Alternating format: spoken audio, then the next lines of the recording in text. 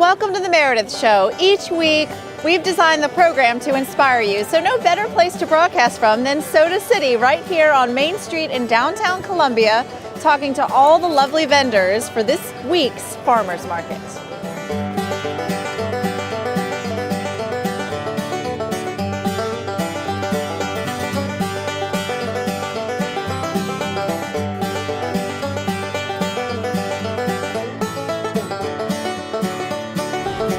That is awesome. Yeah, so they're non-alcoholic sodas without caffeine or anything like that, but they're also mixers. So we that makes like a perfect gin cocktail or vodka. The honey basil is like a bourbon mixer for me, or a tequila. The cola is our newest one this week, and there's a restaurant in Charleston called the Edmund's Oast Beer Garden that has exclusive rights to it wholesale right now. We are very excited to get super local and talk to you about an amazing new product with Brenda Tobin. Thank you so much for being with us on the Meredith Show. You're welcome. Thank you for having me. It's awesome to be out here at the Farmers Market, and Ruby's Naturals is a real passion for you. You really believe in eating healthy. Tell me how the company came together. I do. I lived in Massachusetts. We moved down to South Carolina about 2.5 years ago. And when I was up in Massachusetts, I owned an all-natural pet supply store. So nutrition and animals have been a passion of mine actually since I was a kid. And I ended up going to school, and I took a 2-year program for canine nutrition. And I love it, but I also love to cook, so I just combined my two passions and made Ruby's Naturals. Now, Ruby's Naturals is not just for dogs. Explain how it's a natural option for many pets. It is. We have 3 different flavors. We have a beef liver sweet potato, a chicken liver, and pumpkin, and those 2 are great for dogs and cats. And we also have a vegetarian that we made for horses. So if you're down at the barn, you could feed your horse the vegetarian as well as your dog. We also have people that come that have pet goats that have, and they use the vegetarian delight. People that have sugar gliders come and they get the chicken liver and pumpkin. Wow. Yep, and ferrets too. Tell me why it's nice to do something natural like this. Nutrition matters. So just like you want to eat healthy for yourself, it's really important to feed your pets great nutrition. You want them to live longer and have less vet bills. Absolutely. And I should say, you have actually sold out, and it's only about an hour and a half into the farmers market. Are you a regular? Because I know people, if they haven't gotten it today at the farmers market, can find you at Whole Foods. Yes, we're in Whole Foods in Columbia. We also have an online store, and we offer free nationwide shipping. We are usually here every Saturday. It's really nice. Why do you like to come out to Soda City? It's awesome. It's so much fun. There's dogs everywhere, and we get to really interact with the pet owner and the dog, and it's so much fun. When people think about going to the farmers market, they often think about getting a snack for themselves. You open up another realm of possibility. What are some of your favorite things that you like to get at the farmers market? I love, for myself, I love going to the Wurst Wagon. They have awesome food and kettle corn. Imagine you've made some lovely friends through the years and enjoy the camaraderie. Yes, we have. We've made lots of great friends, and we all kind of support each other. Now, what I think is a really neat story is there is a connotation behind the name. Tell us about Ruby. Yep. You okay? Yeah. Sorry. Didn't mean to make you cry, No, but okay. we have a lot of us feel like our pets are loved ones, and so Ruby's is in memory of one of your loved ones. Yes. Was this okay? Ruby was a Great Dane? Yep. And you have some Great Danes now, I understand. I do. We don't. Now we can't. I'm not getting Barbara Walters on you. We can't cry on TV, Brenda. I used to show and raise Great Danes, and Ruby was my beloved Great Dane, and so she passed away. But you decided to make the company in her honor. Yeah. Well, I think that many people will be inspired by that and appreciate supporting you and Thank Miss you. Ruby. Thank you, Brenda. Oh, how cute! How are you? Hey.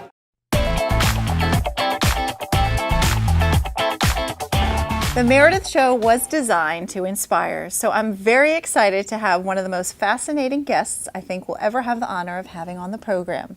Joining us today is David Campbell from Chernoff Newman. Hello, David. Hello. Does everybody tell you that you're the most fascinating guest that they'll have on the program when you visit? So far, yes. Of course, this is my first one. Very cool. Well, we are honored, and it's no secret that you've been in Columbia for a good stint. You did not originally work for Chernoff Newman, and you started your career in banking. Tell us about that. I did. I was a poor graduate student up in Washington, D.C., going to George Washington, working on my MBA. And so in order to be able to eat, I helped the government shut down insolvent banks and savings and loans during the 80s. Okay, quick recap. How was that opportunity?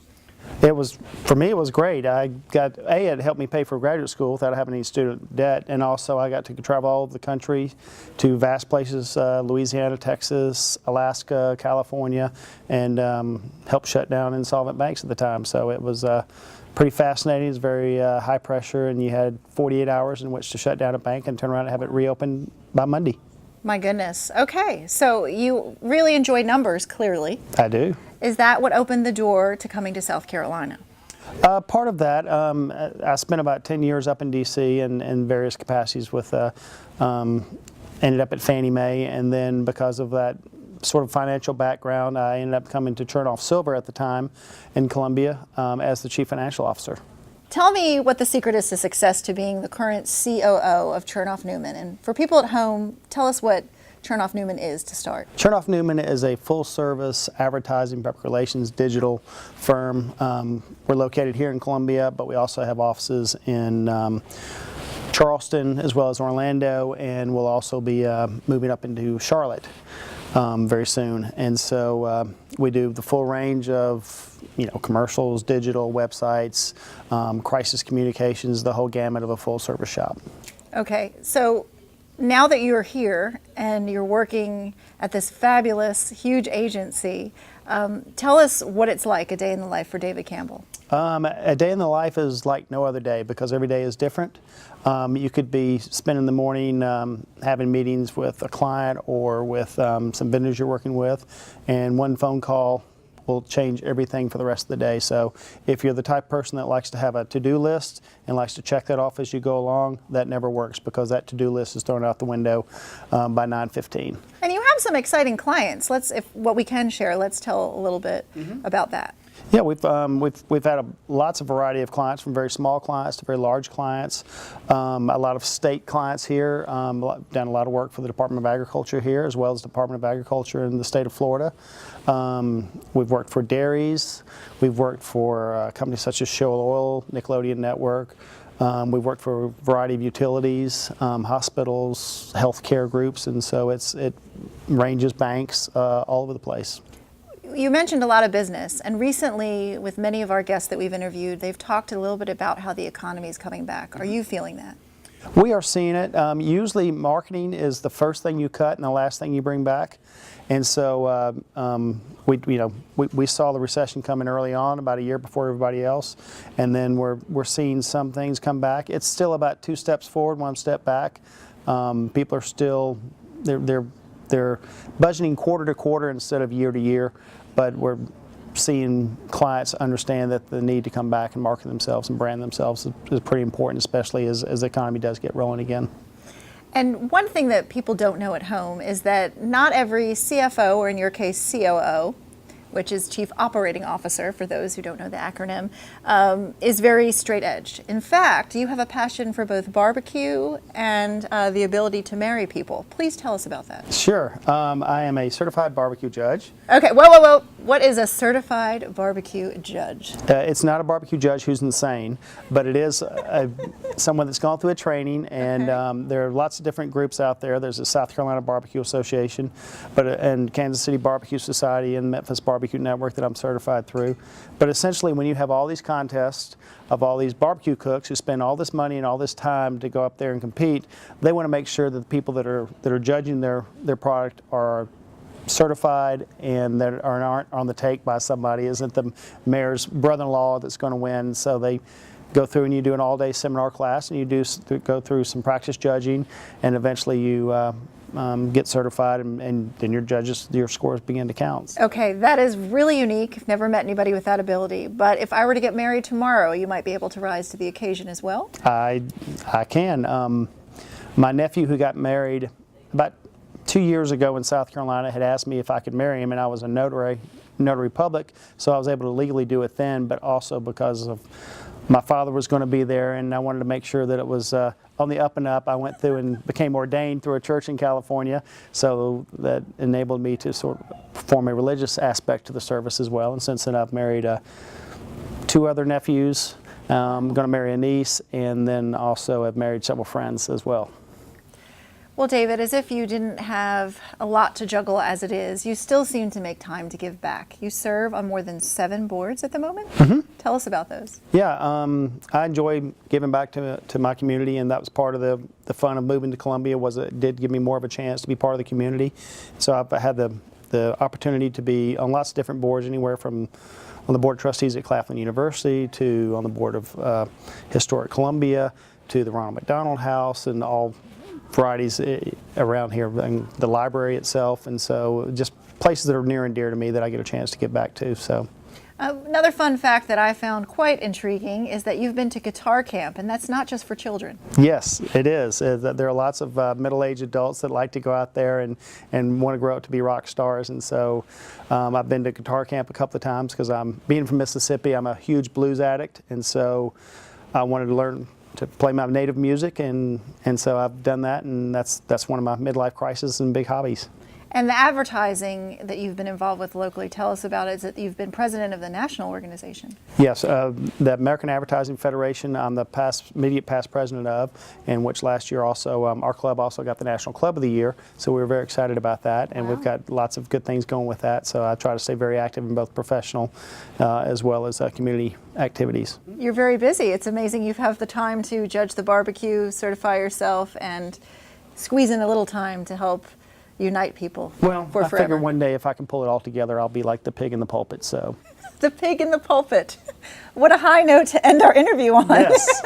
There is so much more that we could talk about, but if you'd like to contact David here at Chernoff Newman, you're welcome to contact him directly through the website. Thanks so much for tuning in.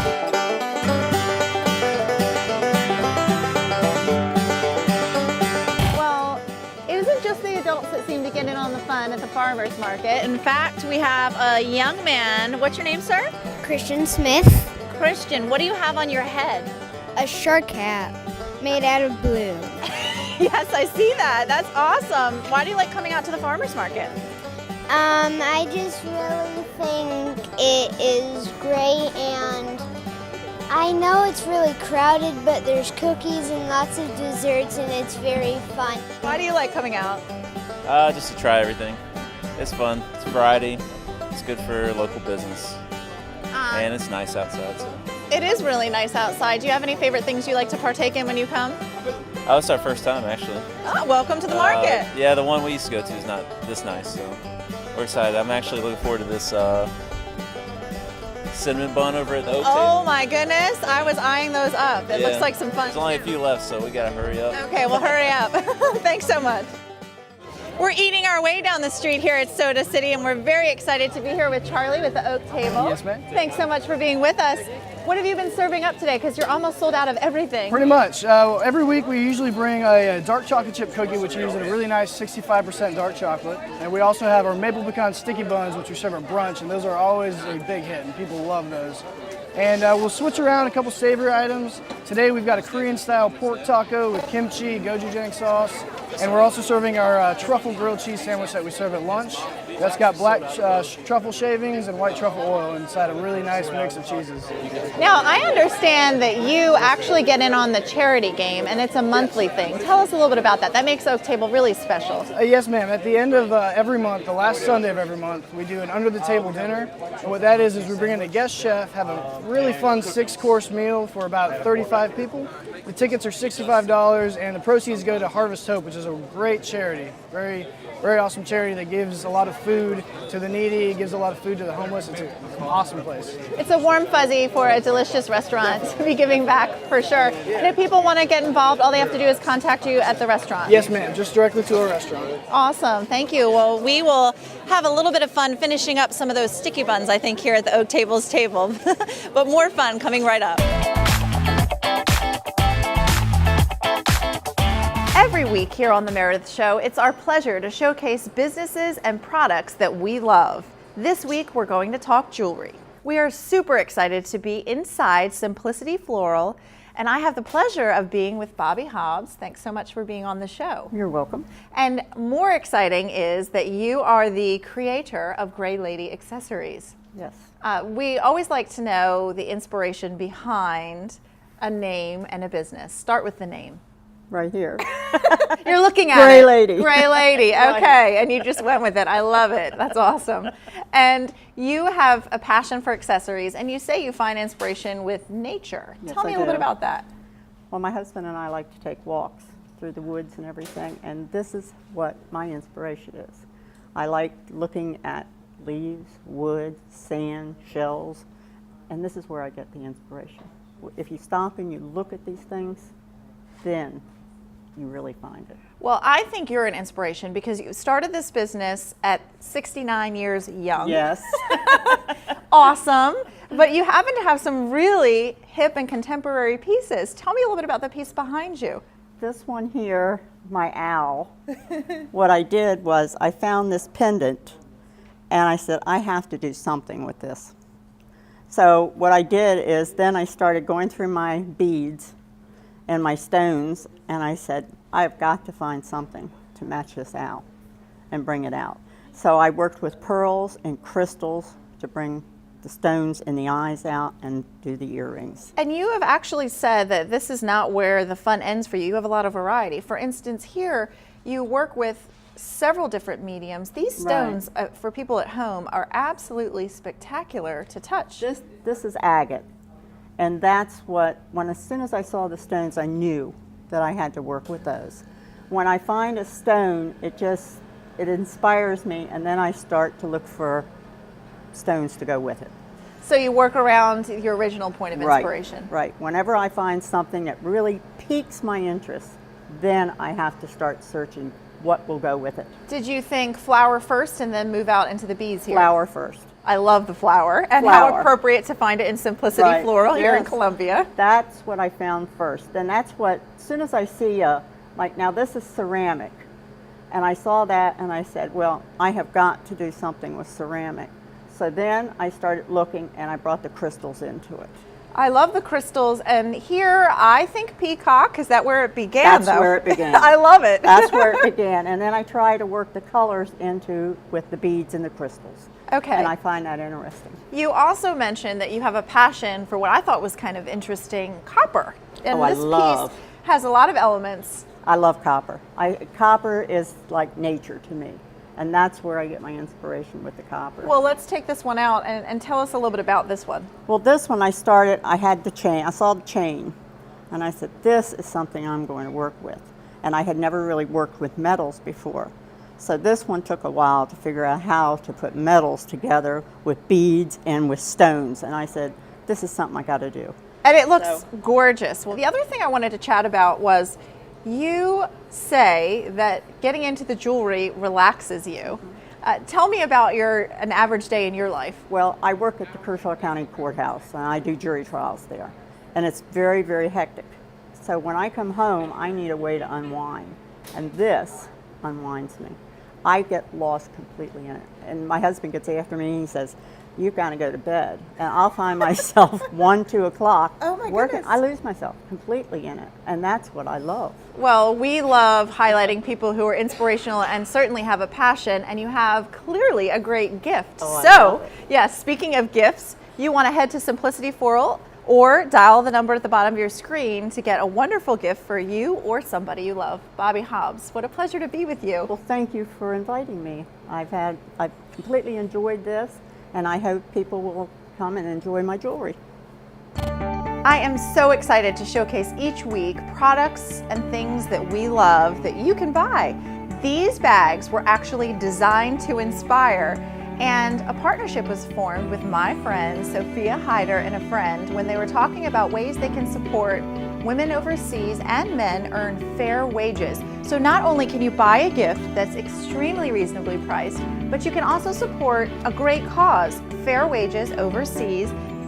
So if you're excited about these bags or you know somebody who would love them as much as we do, you can log on to evolvementfashion.com.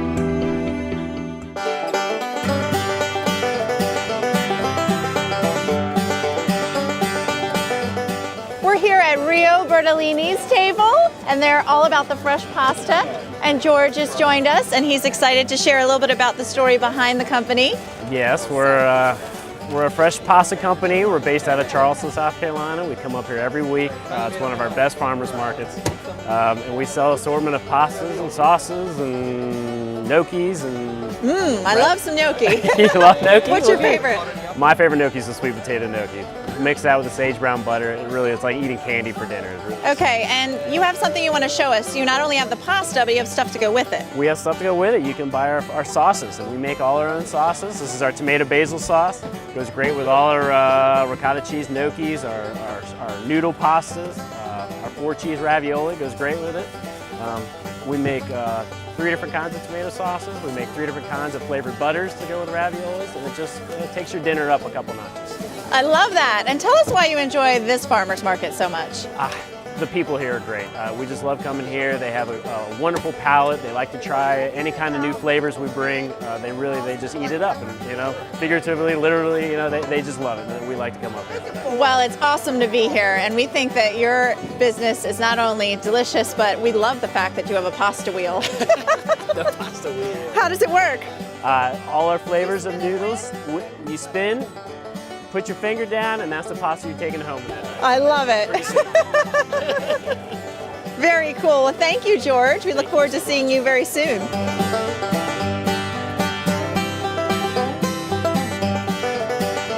Moving right down the street, you can find a little amazing Korean food with Seoul. I'm joined by Eric, and he is brand new to the market, and we're really happy to see the variety today. Thank you for joining us. Tell us what you have to serve up. So today we have tteokbokki, which is a spicy rice cake dish with fish cakes and eggs and rice cakes. We also have our barbecue, which we have every week. We have a bulgogi, which is a marinated ribeye, and then the spicy pork, which we started having this week. Okay, what's your favorite, Eric? I like the spicy pork myself, but I know pork's not for everybody, and it's kind of spicy, but I like it. If you like spicy and you like pork, you're gonna like it. Oh, how nice! So tell me why you enjoy this market so much. So I was introduced to this market not too long ago, and I just like how it brings everybody out to Main Street on Saturdays, because I'm from Columbia, and it's nice to be like part of your community or have some place to be part of. So, and we're like a Korean family that lives in Columbia, so having our own tent here means a lot. Well, we think it's super awesome, and I've already had a raving fan come up to me and say we have to go see the people at the Seoul Cafe and Grill. And so if they don't catch you here, where can they find your food? We'll be here every Saturday for now. We're also looking for a permanent location in the future, but for now we'll be here every Saturday. So at the market. Thank you. Thank you so much, Eric. Appreciate it.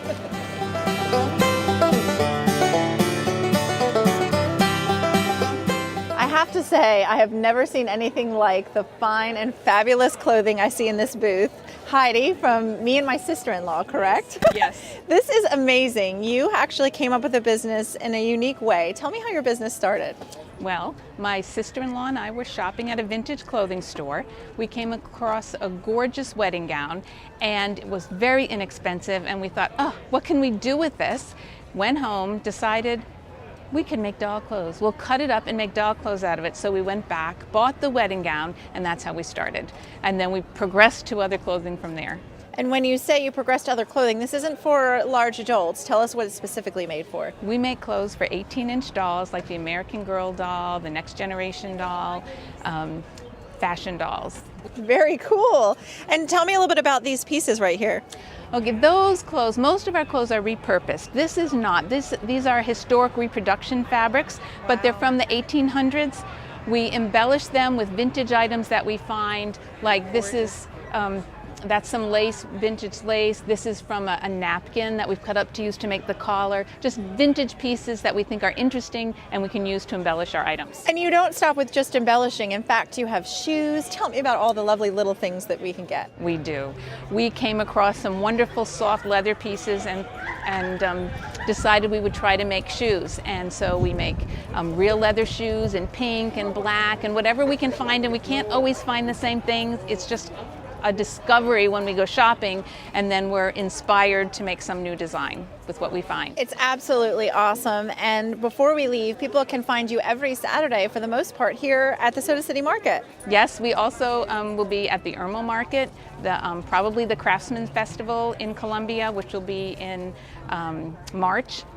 Awesome. And for people at home who've never come out to the market, what do you enjoy most about Soda City? There's always something happening downtown. It is so fun. The same people come every week. They come for breakfast, they bring their kids, they get something to eat, they see what's new at our booth. We have just fun kids that we've gotten to know. It's great. It's a wonderful place, a good place to bring visitors. If you need something to do Saturday morning, bring them to market. And I have to say, it was amazing. It was hard to get in to see you because the line of children and their parents, it was really wonderful to be able to do this segment. Thank you so much. Oh, thank you. For the last 100 years, marketing has been about push. Shout the details as often as you can and people will eventually buy from you. But your clients are changing. The way they shop and make decisions is changing. You can feel it coming. We're proposing a new idea. It's the idea that if you tell your story effectively and share your passion for why you do what you do and not just what you do, you'll attract people that want to be a part of it. What if you create an environment that people want to belong to? What if you tell your story in a way that intrigues people about you and the way you do things? This idea isn't for everyone. This is a concept that takes your passion, ideas, and most importantly, your story, and serves to pull your fan base closer and make them feel part of something. We take the elements of your brand that make you unique and simply tell your story. Everyone who loves what they do knows why. And why is where the power is.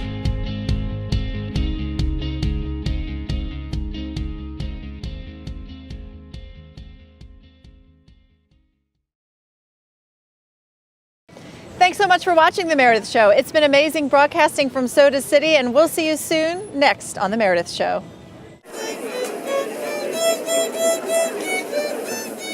My name is Sydney Gardner-McCrossan, and I am playing violin and earning money so I can give it to people who have heart problems. I like the farmers market because I like to smell the food and I like to see the people buy stuff.